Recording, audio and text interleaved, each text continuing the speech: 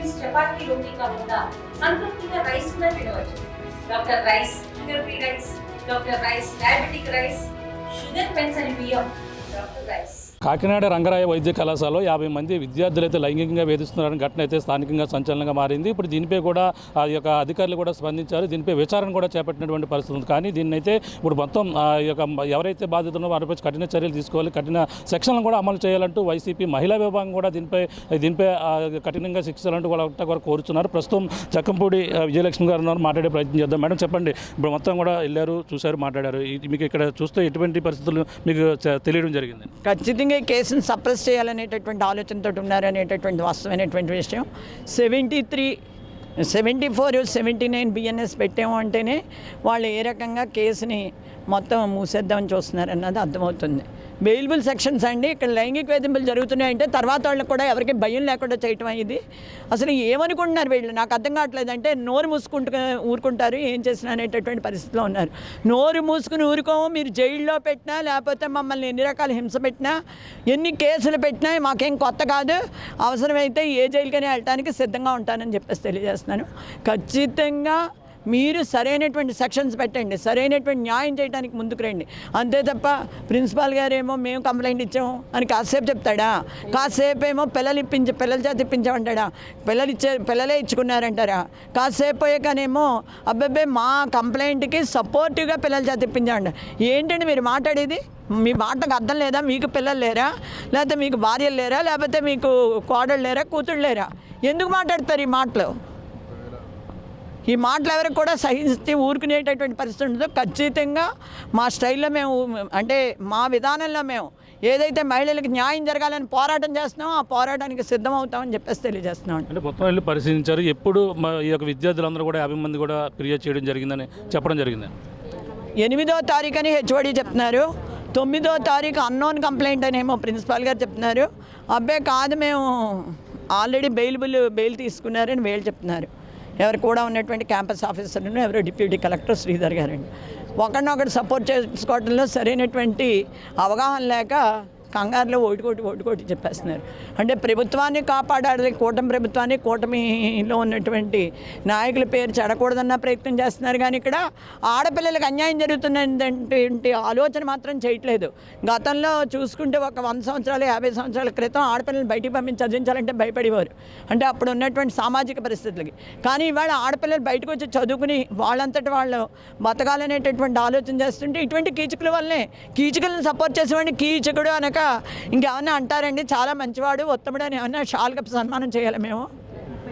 Internal complaint committee పెట్టాము, వాళ్ళంతా 10 మందిని పెట్టాము. దీనిపై విచారణ అయితే వేగవంతం చేస్తాం, వాళ్ళని కూడా అదుపులో తీసుకున్నామని చెప్తున్నారు. అంటే దీనిపై ఎవరు తీసుకున్నారు? సిఐ గారు ఇంకా అదుపులో తీసుకున్నట్టు చెప్పలేదు. మేము ఎంక్వైరీ చేస్తున్నాము, అది ఎంక్వైరీలో ఉంది. ఎంక్వైరీ అయ్యాక మేము అరెస్టులు చూపిస్తాం అన్నాడు. ఎంక్వైరీ అంటే ఎప్పటికవుతుంది ఎంక్వైరీలు? ఇవన్నీ మాకు తెలియబడిన కమిషన్స్ గురించి తెలుసు. నేను కూడా అడ్వకేట్ని, చదువుకున్నాను, న్యాయశాస్త్రం గురించి తెలుసు, గవర్నమెంట్ ప్లేటర్ చేశాను. ఈ మాత్రం వీళ్ళు చెప్పనవసరం లేదు. ఏదో మా యూజీసీ రూల్స్ ప్రకారం ఇలాగే నడుస్తామంటే యూజీసీ డాక్ ప్రొఫెసర్స్ యూనియన్కి ప్రెసిడెంట్ చేశాను, నేను గౌరవాధ్యక్షురాలు చేశాను. అదే వర్కర్స్ యూనియన్కి కూడా గౌరవాధ్యక్షురాలుగా పనిచేశాను నేను. అటువంటిప్పుడు ఈ రూల్స్ గురించి నాకు చెప్తే నేను వినే పరిస్థితిలో మాత్రం లేను అనేటటువంటి వాస్తవమైనటువంటి విషయం. ఖచ్చితంగా మీరు ఏ చర్యలు అయితే తీసుకుంటున్నారో ప్రస్ఫుటంగా చెప్పండి, దమ్ముంటేను. లేదా చంద్రబాబు నాయుడు రమ్మనండి, అడుగుతాం మేము ఈ ప్రశ్నలు. అడిగితే అప్పుడు సమాధానం చెప్పనండి. ఏదో భువనమ్మ గారికి ఏదో జరిగిపోయింది అవమానం అని చెప్పేసి రాష్ట్రంలో రెడ్ బుక్ రాజ్యాంగం అమలు చేయటం కాదు. భువనమ్మలు అంటే అందరూ, ఇంకొక భూవమ్మైనా, ఇంకొక సూరమ్మైనా, అపాయమైనాను అందరూ అటువంటి వాళ్ళే. ఒక భువనమ్మే ఆడదు కాదు, మొత్తం అందరూ ఆడవాళ్ళే. ఆడవాళ్ళ గురించి ఆలోచించమనండి. ఏ భువనమ్మకి ఇవాళ తెలియట్లేదా తనకు అవమానం జరిగిందని? ఆ రోజున పెద్ద పెద్ద అరుపులు వేసింది, పెద్ద పెద్ద గోలెట్టింది, రోడ్ల మీద వచ్చింది. ఇవాళ లోకేష్ భార్య రాలేదా బ్రాహ్మణి, అన్యాయం జరిగిపోయింది మా మామగారే అని చెప్పేసి వచ్చిన ఆడవాళ్ళు ఇవాళ ఎందుకు మాట్లాడట్లేదు? మాట్లాడాలని అనిపించట్లేదా? ఆడవాళ్ళకి కనిపించట్లేదా? ఇక్కడ వారాలుగా చూసుకుంటే అంటే 52 మంది ఈ యొక్క విద్యార్థులు ఉన్నారు కాబట్టి బయటకు వచ్చింది. ఒక్కొక్కరుగా ఉన్న వాళ్ళు ఎంతమంది ఉన్నారు అనేది కూడా అనుమానాలు రేకెత్తిస్తుంది. ఈ పరిణామాలకు ఎటువంటి చర్యలు ఉంటాయండి? చాలా ఉంటాయి. ఇవాళ చెప్పుకోలేని పరిస్థితిలో చాలామంది ఆడవారు ఉన్నారు. ఎవరు చెప్పుకుంటారు? ఇప్పుడు వీళ్ళే చెప్తున్నారు కదా, మీరు ఆడపిల్లలు బయటికి తీసుకురమ్మంటారా చెప్పమంటారా అని అడుగుతున్నారు పర్సనల్గా మాట్లాడుతూ ఉంటే కూడా. మరి మీ అమ్మాయిని అయితే తీసుకొస్తారా మా అమ్మాయిని అయితే తీసుకొస్తారా అని అడిగే ప్రిన్సిపాల్ గారికి ఏం చేయాలన్నది కూడా తెలియట్లేదు. సెక్షన్ ఏంటి బెయిల్ ఇచ్చేసారని వాళ్ళ ఆఫీసరే చెప్తే అబ్బాయి బెయిల్ ఇప్పుడు కాదండి సంవత్సరం క్రితం ఇచ్చారండి అన్నాడు ఎవరికో ఇంకొకటికి. మరి ఇంకొక ఇన్సిడెంట్ జరిగాక రెండో ఇన్సిడెంట్కి మీరు అవకాశం ఎలాగ ఇచ్చారు అంటే అలా జరుగుతూనే ఉంటాయి అన్నమాట, పునరావృతం అవుతూనే ఉంటాయి, కీచుకల్ని పెంచుతూనే ఉంటారు, కీచక పర్వాన్ని నడిపిస్తూనే ఉంటారు. ఇది కీచక పర్వం అంటాం ఖచ్చితంగాను.